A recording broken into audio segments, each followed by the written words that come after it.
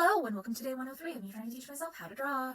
As always, I started off with 10 1-minute just drawing words, then I got into my Bridgman studies, slowly making my way through all 60 pages on the hands, then I got onto today's main studies, which was day 12 of Casey's Character Design Bootcamp. Today was going over arms more. So yesterday during my voiceover, I realized that I hadn't been drawing heads, since we switched from drawing heads to learning torsos and arms in the bootcamp, so I decided that I would pick at least one model each day and go in and draw the face and head for that one as well, because usually we just cut it off at the neck. So I chose this one today because back three-quarter views are something that I notoriously struggle with. Oddly enough, I've drawn a fair bit of them for stuff, and I'm still really awful at them. So I went ahead and I did that. And then the main study was, like I said, arms. So we went through and we drew out the torso, the back, with a mini refresher on some of those muscles. And then we talked about the three muscles that sit on top of the scapula, and how they connect into the arm, and how they aid in the movement of the arm, as well as going more in depth on the different muscles of the arm. So the first drawing was kind of anatomical study. So I went through and drew everything very much so like you would kind of see in an anatomy textbook. So it's a lot of detail that you wouldn't necessarily leave in like a finished product.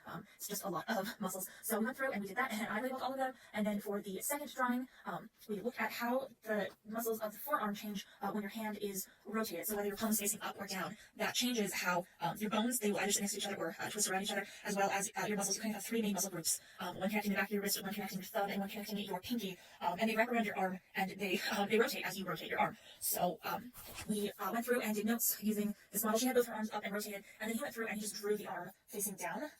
And as he points out in the video, it is a subtle change, but it is a noticeable change, and it looks wrong if you draw it wrong. So that was really, really helpful, and I have notes upon notes on this because we have our drawing, and then I also have like a note sheet that I got from his Discord.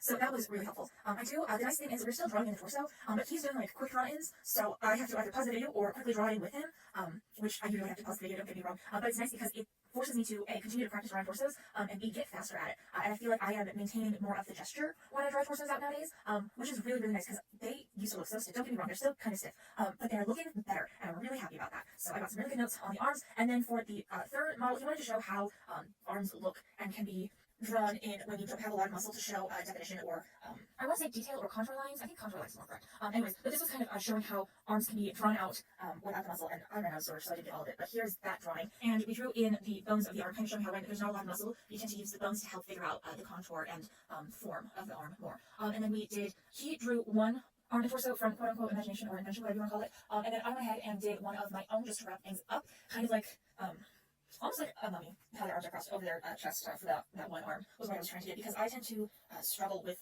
arms when they overlap, when the forearm overlaps the bicep at a harsh angle. So I wanted to practice that, as well as just bringing the arm in, because we've done a lot of drawings where the arm is brought out, but not a lot where the arm is brought in, and I wanted to see if I could transfer what I've learned into that, and I feel like I did a relatively good job with that.